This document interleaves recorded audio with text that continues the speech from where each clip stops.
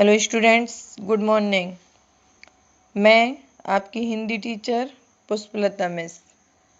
हम आज class 10th का हिंदी सब्जेक्ट का अध्ययन करेंगे। क्षितिज बुक, सभी लोगों को पता है, आप लोगों की बुक, हिंदी बुक्स का नाम है क्षितिज। तो हम आज हिंदी बुक क्षितिज का काव्य खंड का अध्ययन करेंगे। आप सभी लोगों को पता है कि क्षितिज बुक में 2 खंड दिए हुए हैं, गद्य खंड और काव्य खंड। तो हम सबसे पहले आज काव्य खंड लेंगे। काव्य खंड में सबसे पहला चैप्टर है आपका, जिसके राइटर्स हैं सूरदास जी। उसमें चैप्टर्स में हैं सूरदास जी के पद। तो सबसे पहले हम यहाँ पर सूरदास जी के जीवन परिचय के बारे में समझेंगे। सूरदास का जन्म सन 1478 में माना जाता है। एक मान्यता के अनुसार उनका जन्म मथुरा के निकट रुनकता या रेणुका क्षेत्र में हुआ, जबकि दूसरी मान्यता के अनुसार उनका जन्म स्थल दिल्ली के पास सीही माना जाता है। इनके जन्म के बारे में सभी लेखक की अलग अलग मान्यताएं हैं, इसलिए इनके 2-3 स्थान दिए हुए हैं जन्म के, इसलिए आप लोगों को ध्यान से देखना है। महाप्रभु वल्लभाचार्य के शिष्य सूरदास अष्टचाप के कवियों में सर्वाधिक प्रसिद्ध हैं। वे मथुरा और वृंदावन के बीच गऊ घाट पर रहते थे और श्रीनाथ जी के मंदिर में भजन कीर्तन करते थे। सन 1583 में पारसौली में उनका निधन हो गया। तो यहाँ पर आपको मेन इम्पोर्टेंट चीज़ है कि यहाँ पर इनके ये गुरु कौन थे, उनका नाम आपको याद रखना है। सूरदास जी के गुरु का नाम था वल्लभाचार्य, ठीक है। और इनने अष्टछाप की स्थापना की थी, इसलिए अष्टछाप के कवियों में इनको महत्वपूर्ण स्थान मिला है, इसलिए सर्वाधिक प्रसिद्ध कवि माने जाते हैं अष्टछाप के। अष्टछाप की एक स्थापना की थी जिसमें 8 कवियों की नाम आते हैं। इसमें उनके 3 ग्रंथों सूरसागर, साहित्य लहरी और सूरसारावली में सूरसागर ही सर्वाधिक लोकप्रिय हुआ। ये इनकी रचनाएं हैं, जो हाईलाइट हैं आप लोग देख सकते हैं। सूरसारावली में सूरसागर ही सर्वाधिक लोकप्रिय हुआ। खेती और पशुपालन वाले भारतीय समाज का दैनिक अंतरंग चित्र और मनुष्य की स्वाभाविक वृत्तियों का चित्रण सूर की कविता में मिलता है। मतलब यहाँ पर मनुष्य की स्वाभाविक वृत्तियों का चित्रण इनकी कविताओं में देखा जा सकता है। शूर वात्सल्य और श्रृंगार के श्रेष्ठ कवि माने जाते हैं। अभी आगे आपको रस के बारे में पढ़ेंगे, जहाँ आपको वात्सल्य मिलेगा और यहाँ पर श्रृंगार रस मिलेगा। तो ये वात्सल्य मतलब शिशु से संबंधित प्रेम से है, और श्रृंगार है जो कि युवावस्था से संबंधित होता है। श्रेष्ठ कवि माने जाते हैं। कृष्ण और गोपियों का प्रेम सहज मानवीय प्रेम की प्रतिष्ठा करता है। सूर ने मानव प्रेम की गौरव गाथा के माध्यम से सामान्य मनुष्यों को हीनता बोध से मुक्त किया है, उनमें जीने की ललक को पैदा भी किया है। उनकी कविता में ब्रजभाषा का निखरा हुआ रूप है। वह चली आ रही लोकगीतों की परंपरा की ही श्रेष्ठ कड़ी है। यहाँ सूरसागर के भ्रमर गीत से 4 पद लिए गए हैं। कृष्ण ने मथुरा जाने के बाद स्वयं न लौटकर उद्धव के जरिए गोपियों के पास संदेश भेजा था।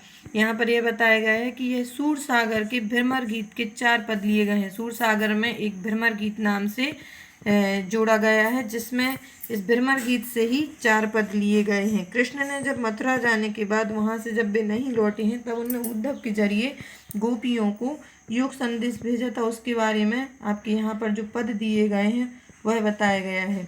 उद्धव ने निर्गुण ब्रह्मा एवं योग का उपदेश देकर गोपियों की भय वेदना को शांत करने का प्रयास किया है। यहाँ पर उद्धव द्वारा जो संदेश लाया गया है, जिस के कारण उनको, जो गोपियों को भय वेदना से परेशान थी, उनको शांत करने के लिए संदेश भेजा गया है। गोपियाँ ज्ञान मार्ग की बजाय प्रेम मार्ग को पसंद करती थीं, इस कारण उन्हें उद्धव का शुष्क संदेश पसंद नहीं आया। मतलब यहाँ पर जो उद्धव जी संदेश लेकर आते हैं वह गोपियों के लिए पसंद नहीं आता है। तभी वहाँ एक भौरा आ पहुँचा। यहाँ पर भौरा किसके लिए संबोधित किया गया है? उद्धव जी के लिए। यहीं से भ्रमर गीत का प्रारंभ होता है। गोपियों ने भ्रमर के बहाने उद्धव पर व्यंग बाण छोड़े हैं। वहाँ पर व्यंग किया है कि आप ये कौन सा संदेश लेकर आ गए।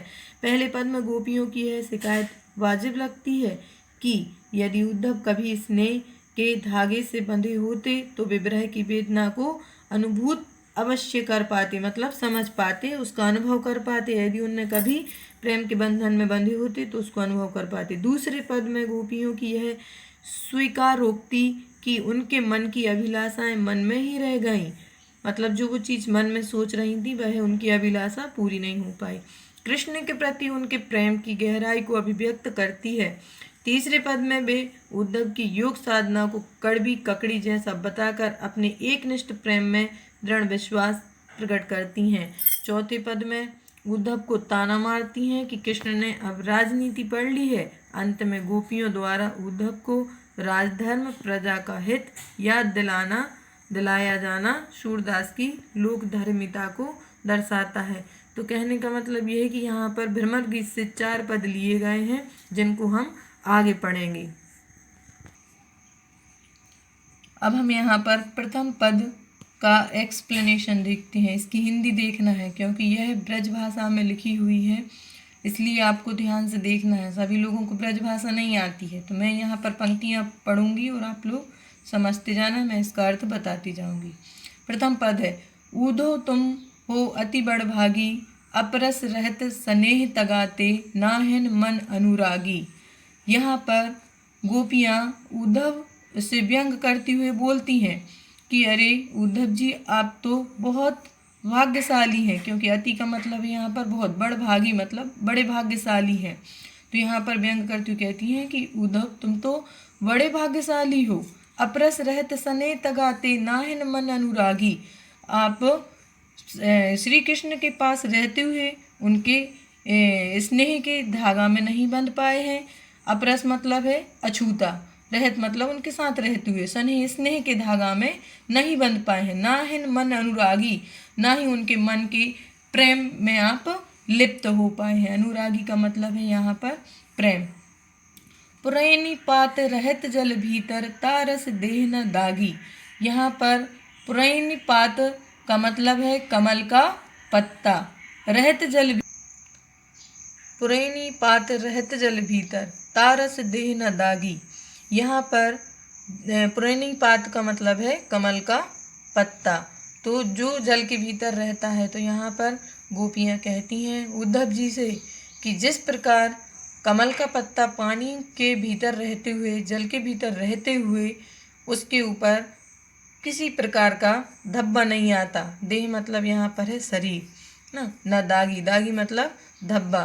तो कमल का पत्ता जब पानी में रहता है, उसको जब हम निकालेंगे तो वो ज्यों का त्यों निकलता है, उस पर किसी भी प्रकार का दाग नहीं आता। तो यहाँ पर उद्धव जी के लिए उलाहना देती हुए कहती हैं कि आप श्री कृष्ण के पास रहे लेकिन आपको किसी प्रकार का असर नहीं हुआ। जिस प्रकार कमल के पत्ते पर किसी भी प्रकार का पानी का असर नहीं होता, वह ज्यों का त्यों निकल आता है, इसी प्रकार से आप हैं।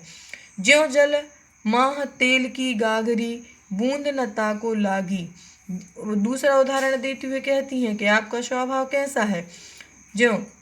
जिस प्रकार जल में तेल की गगरी को डुबाने पर उस पर एक भी पानी की बूंद नहीं लगती।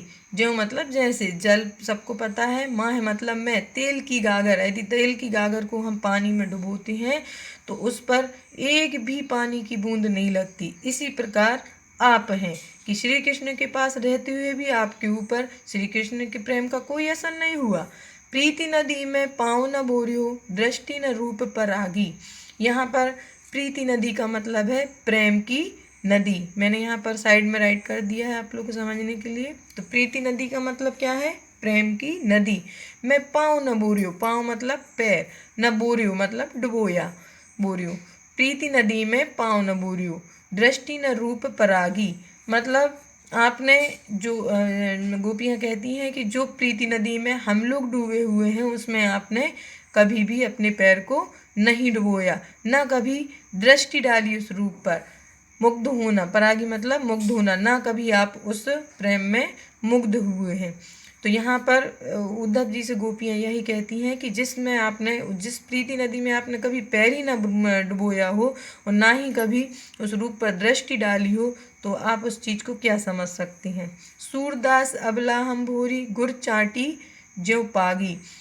यहाँ पर सूरदास जी के माध्यम से अबलाएं बोल रही हैं कि अबला हम भोरी, हम तो जो गोपियाँ हैं वो इतनी भोली हैं कि जिस प्रकार गुड़ मतलब गुड़, चाटी ज्यों पागी, जैसे चीटी, चाटी मतलब यहाँ पर चीटी से है, ज्यों पागी जिस प्रकार चीटियाँ गुड़ में लिपट जाती हैं, उसी प्रकार हम भोली गोपियाँ, हम जो गोपियाँ हैं वह श्री कृष्ण के प्रेम में जकड़ चुकी हैं।